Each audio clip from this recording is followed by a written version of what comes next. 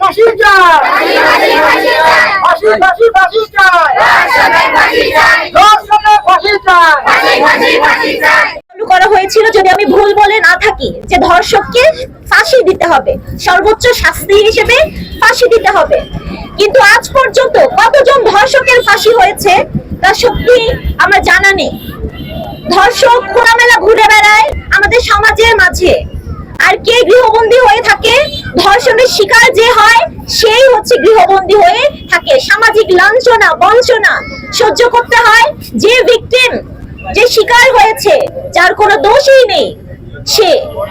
আমরা বারবার হয়তো বা অনেক ভাবে অনেক ইনিয়ে বিনিয়ে ধর্ষণ যখন হচ্ছে তার কারণগুলো নানাভাবে বলার ব্যক্ত করছি।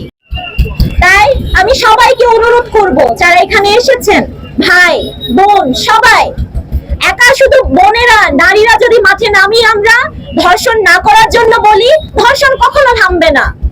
আপনারা যদি আমাদের পাশে না দাঁড়ান, সাথে থেকে যদি সচেতন না হন, আমরা অনেক ক্ষেত্রে দেখছি সামাজিক সালিশ হয়, সামাজিক সালিশ কিছু টাকার বিনিময়ে সবকিছু মিটমাট হয়ে যাচ্ছে। আমাদের মা বোনের ইজ্জতের দাম কি এতই সস্তা?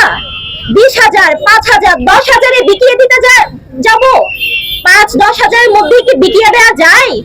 এত সস্তা আমাদের ইজ্জত। আপনারা সবশেষে অনেক সময় আমরা দেখতে পাই সমাজে যারা মুরব্বীরা আছেন, আপনারা সালিশ ডাকেন এবং পরিশেষে কি করেন? অনেক সময় ধর্ষকের সাথেই দিয়ে দেওয়া হয়। এটাই কি কাম্য ছিল আমাদের? এটাই কি বিপ্লবী ছাত্র জনতা বিপ্লব চেয়েছিল? এই জিনিসগুলো আমার মনে হয় না আমরা এটার জন্য মাঠে নেমেছিলাম। সবাইকে ধর্ষণ যদি রুখতে হয়, রাষ্ট্র যত আইনই প্রয়োগ করুক না কেন, আমরা যদি সামাজিক ভাবে সচেতন না হই, সামাজিক প্রতিরোধ যদি আমরা গড়ে তুলতে না পারি, আমার মনে হয় না আমি, আপনার কোনো বোন, আপনার কোনো মা, আপনার বের হতে পারছি আমরা। এতটুকু বলেই আমার এই বক্তব্য এখানে শেষ করলাম। ধন্যবাদ। ধর্ষণকারী হচ্ছে কুকুর, ও কুকুরের চেয়ে আরো খারাপ।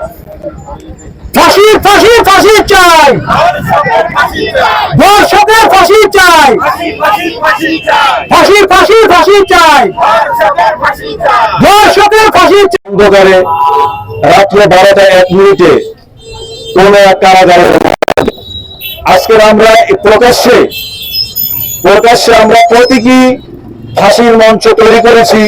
তার অন্যতম কারণ আমাদের সমাজ, আমাদের মানুষ দেখুক তুমি যেভাবে আজকে